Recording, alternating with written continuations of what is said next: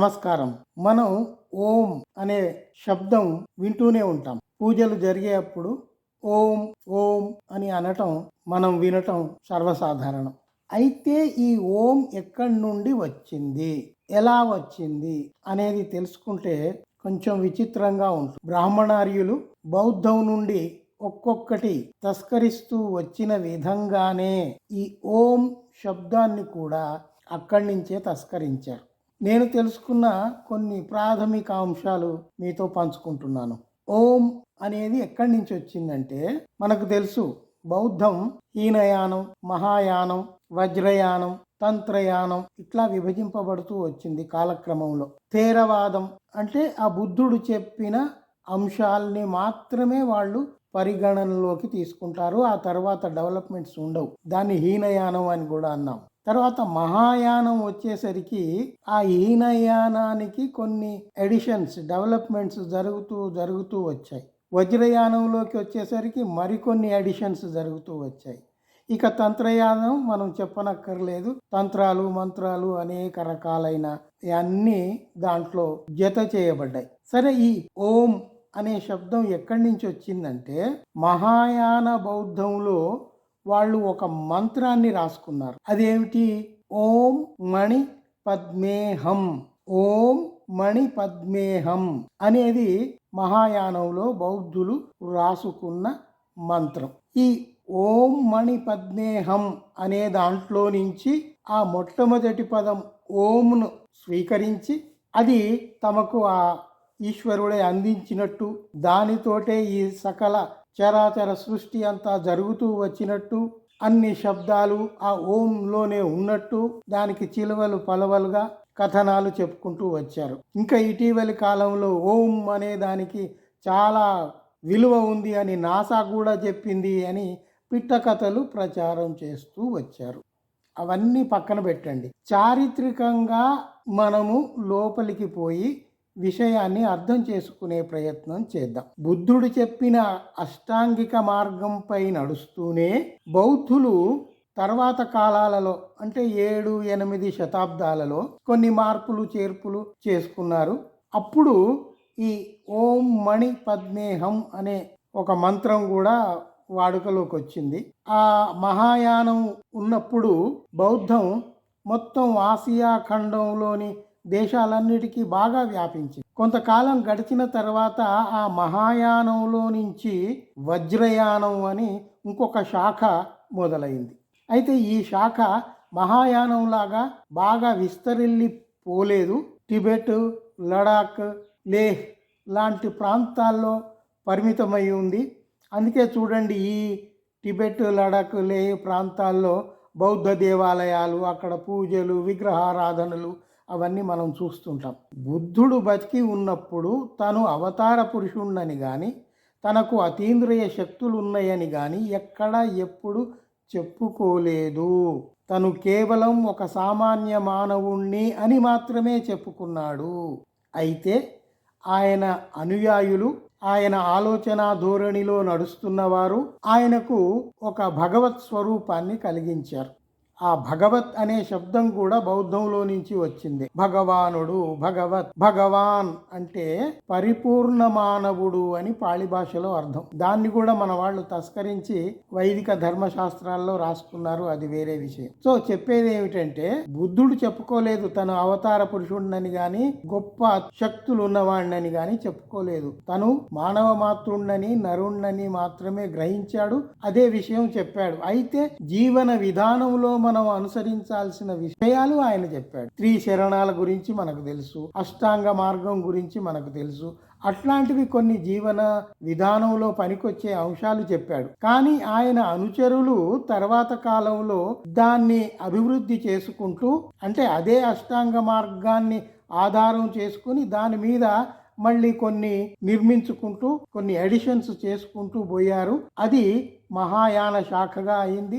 అది విస్తరిల్లిన తర్వాత కొంతకాలానికి ఆ మహాయానంలో నుంచి మళ్ళీ వజ్రయానం మొదలైంది. అయితే మహాయానం లాగా వజ్రయానం అంత విస్తృతంగా వ్యాపించలేదు. కొన్ని ప్రాంతాలకే అది ఉంది.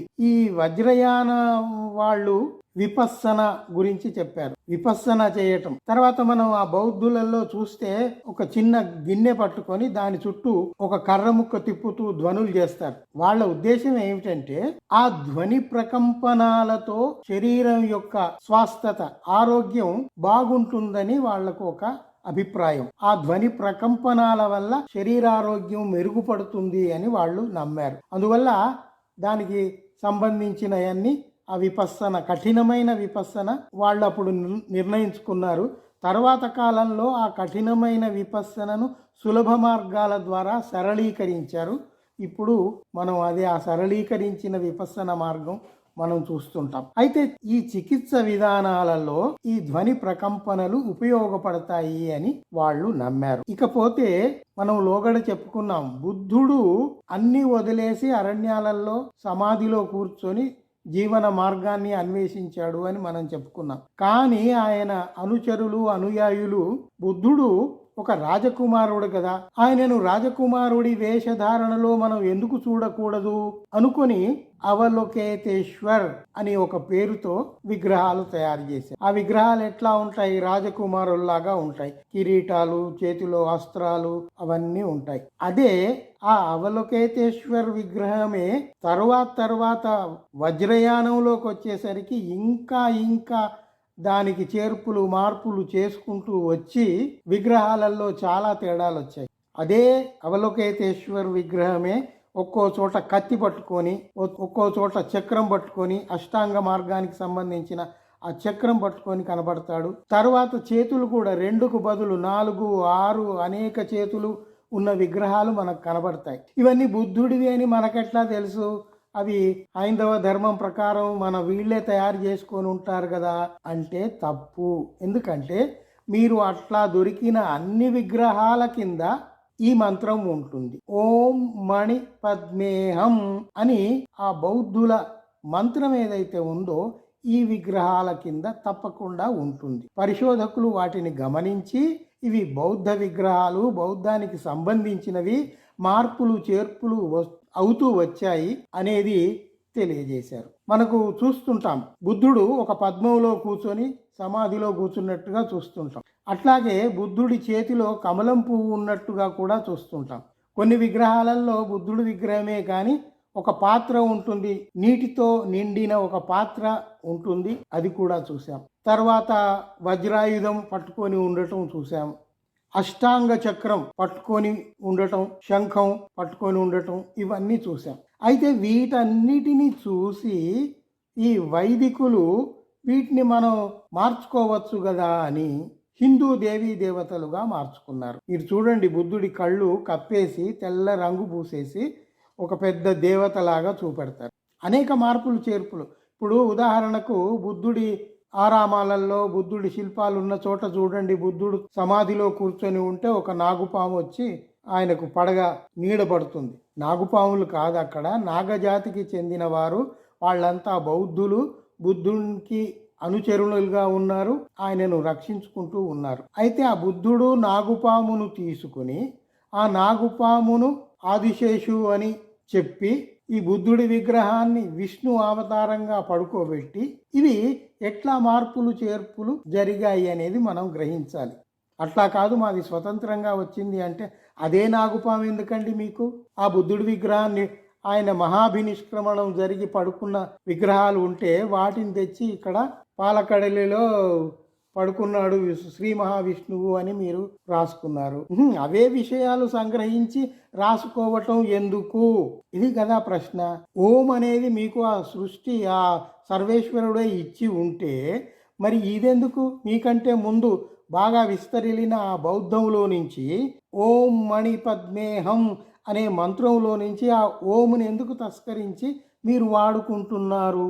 అట్లా కాదు మేము అంటే మరి ఇన్నేళ్లుగా ఈ ఓమును మేము ఫలానా చోటు నుంచి స్వీకరించాము అని ఎందుకు రూఢిగా చెప్పలేదు? ఇప్పుడు వాస్తవం ఉంటే చెబితే నమ్మటానికి, స్వీకరించటానికి మనం సంసిద్ధత వ్యక్తపరుస్తున్నాం. కానీ అది కాదు. ఈ మార్పులు చేర్పులు జరుగుతున్న కాలంలో మహాయానం, వజ్రయానంలో నుంచే తంత్రయానం వచ్చింది. తంత్రయానంలో ఇంకా ఆ వజ్రయానాన్ని కొన్ని వెర్రితలలు వేసి తంత్రాలు మంత్రాలు ఇంకా విపరీతంగా పోయాయి.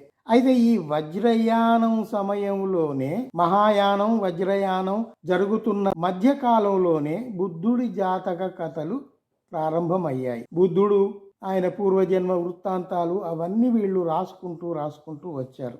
ఇక్కడ మనకు రెండు విషయాలు కనబడతాయి. వీళ్ళు ఈ మహాయాన వజ్రయాన బౌద్ధులు వైదికులను ఇన్స్పైర్ చేశారు, వాళ్లకు స్ఫూర్తిని అందించారు. వాళ్ళు బలం పుంజుకొని విస్తృతంగా అవుతున్నప్పుడు ఓహో ఇదంతా బాగానే ఉంది, జనంలోకి ఇవి పోతున్నాయి అని ఆ పిచ్చి మంత్రాలన్నిటినీ తీసుకొని వీళ్ళు తంత్ర యానంలోకి పోయారు. ఇవన్నీ కాదు, ఇవన్నీ బుద్ధుడు చెప్పలేదు. బుద్ధుడి తరువాత కాలాలు 100 ఏళ్ళు జరుగుతూ ఉన్నప్పుడు ఇవి వెలుగులోకి వచ్చాయి. ఆయన అనుయాయులు, ఆయన ఆలోచనను అనుసరిస్తున్న వాళ్ళు చేసుకున్న మార్పులు చేర్పులు. ఈ బౌద్ధ జాతక కథలు కూడా అప్పుడే వచ్చాయి, 7-8 శతాబ్దాలలో వచ్చాయి. ఆ బౌద్ధ జాతక కథల్లో నుంచి సాహిత్యాన్ని ఎట్లా మార్చుకున్నారు అనేది మనం లోగడ మాట్లాడుకున్నాం. దశరథ జాతక కథలో నుంచి రామాయణం పుట్టుకొచ్చింది అని మనకు ఆధారాలు దొరికాయి. ఈ రకంగా బోధిసత్వుడు అనే మాట కూడా తర్వాత కాలంలో వచ్చింది. ముందు అవలోకితేశ్వర్, తర్వాత బోధిసత్వుడు. ఈ బోధిసత్వుడు అంటే అర్థం ఏమిటి అంటే మార్గదర్శి, మార్గాన్ని మనకి ఇచ్చేవాడు, మార్గదాత. ఆయన నుండి మనము ఆ జీవన విధానాన్ని తీసుకోవాలి అని అనుకొని అది వాడుకలోకి వచ్చింది. ఇక్కడ బోధిసత్వుడు ఎవరు అంటే బుద్ధాహుడ్, బుద్ధుడు కాకముందు ఆ దారిలో ప్రయాణిస్తున్న వాడిని బోధిసత్వుడు అంటాం. అంటే ఆయన ఇంకా బుద్ధుడు కాలేదు, బుద్ధుడు కావడానికి కృషి చేస్తున్నవాడు అని ఒక అర్థం ఉంది. సో ఇట్లా ఆ బోధిసత్వుడు తర్వాత కాలంలో బుద్ధుణ్ణి బోధిసత్వుడు అని అనడం కూడా జరుగుతూ వచ్చింది. ఇవన్నీ బౌద్ధానికి సంబంధించిన పదాలు. మనం ఇక్కడ అర్థం చేసుకోవాల్సింది ఏమిటి అంటే బౌద్ధంలో నుంచి అనేక విషయాలు సంగ్రహించినట్టుగానే ఈ ఓం అనే పదాన్ని సంగ్రహించారు అనేది మాత్రం స్పష్టంగా తెలిసి. ఎందుకంటే ఎన్ని చేతులున్న విగ్రహాలైనా, చేతిలో ఏ ఆయుధాలు ఉన్నవైనా అవన్నీ బోధిసత్వుడి విగ్రహాలు అని పరిశీలకులు ఎందుకు భావించారు అంటే ఆ విగ్రహాల కింద ఓం మణి పద్మేహం అనే మంత్రం చెక్కి ఉంది. ఆ మంత్రం బౌద్ధులది గనక, ఇవన్నీ బౌద్ధ శిల్పాలు గనక దాంట్లో నుంచి ఈ ఓం అనేది వచ్చింది అనేది నిర్ధారణ జరిగింది. సరే, మరోసారి మరిన్ని విషయాలు మాట్లాడుకుందాం. ప్రస్తుతానికి సెలవు.